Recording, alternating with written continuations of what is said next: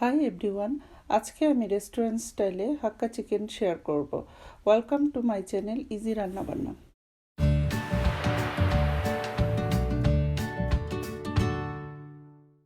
চলুন তাহলে শুরু করা যাক। প্রথমে আমি আধা কেজি মুরগির বুকের মাংস ধুয়ে পানি চড়িয়ে ছোট ছোট করে কেটে নিয়েছি।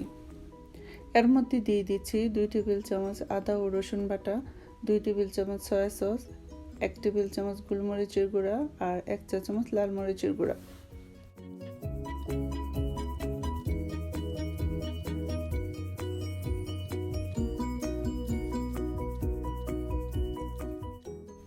দিয়ে দিচ্ছি স্বাদ মতো লবণ। এখন সবগুলোকে একসাথে ভালো করে মিশিয়ে নেব। মেশানো হয়ে গিয়েছে, এখন এটাকে 15-20 মিনিটের জন্য সাইডে রেখে দেব। 15 মিনিট পর এর মধ্যে একটা ডিম দিয়ে ভালো করে মিশিয়ে নেব।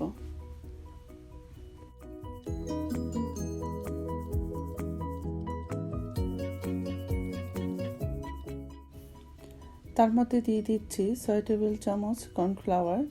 এখন এটাকে ভালো করে মিক্স করে নেব। আমি এর মধ্যে কোনো পানি দিব না, একটু ড্রাই করে মিক্স করে নেব।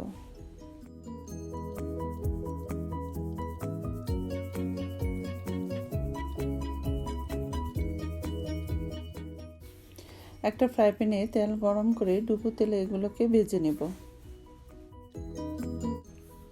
এ সময়ে চুলার আঁচটা মিডিয়াম ও হাইয়ের মাঝামাঝি রাখব। এক এক করে সবগুলো দিয়ে গোল্ডেন ব্রাউন করে ভেজে নিব। মাঝে একটু কাঁটা চামচ দিয়ে উল্টে দিব।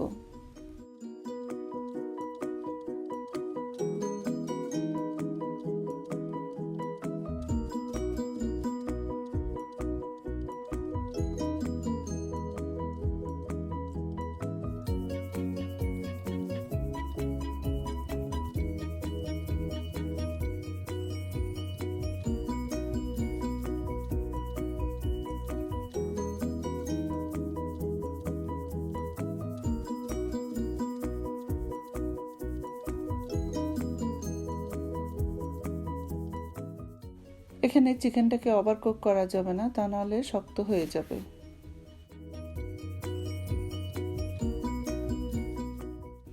চিকেনগুলো ভাজা হয়ে গিয়েছে, এখন এগুলোকে প্লেটে একটা টিস্যুর উপরে তুলে নেব। বাকি চিকেনগুলোকেও একইভাবে ভেজে নেব।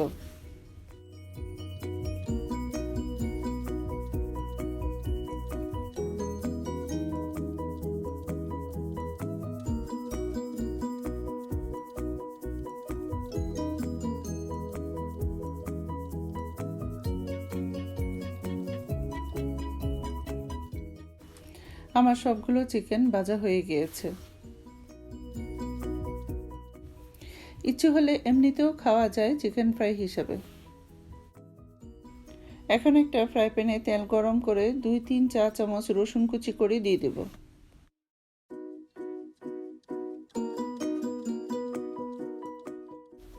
হালকা ব্রাউন করে ভেজে 3 টেবিল চামচ টমেটো পেস্ট দিয়ে তাতে আধা কাপ পানি দিয়ে দেব।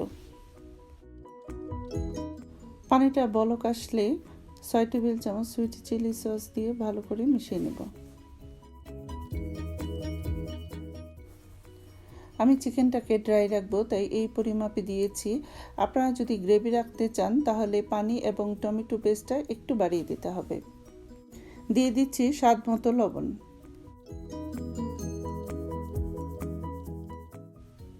এখন ভেজে রাখা চিকেনগুলো দিয়ে ভালো করে মিশিয়ে নিচ্ছি।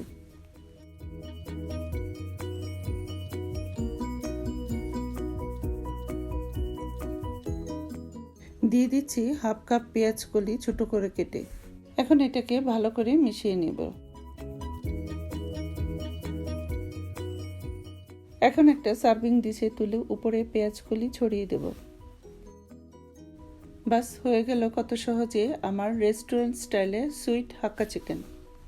এটাকে আপনারা ফ্রাইড রাইস অথবা চাউমিনের সাথে খেতে পারেন। আশা করি আমার রেসিপিটি আপনাদের ভালো লাগবে। প্লিজ আমার চ্যানেলটি সাবস্ক্রাইব করবেন। যদি আমার রেসিপিটি ভালো লেগে থাকে লাইক অ্যান্ড শেয়ার দিতে ভুলবেন না এবং কমেন্টসে জানাবেন কেমন হলো। আজ এই পর্যন্তই, আবার দেখা হবে নতুন কোনো রেসিপিতে। সবাই ভালো থাকবেন। আল্লাহ হাফেজ।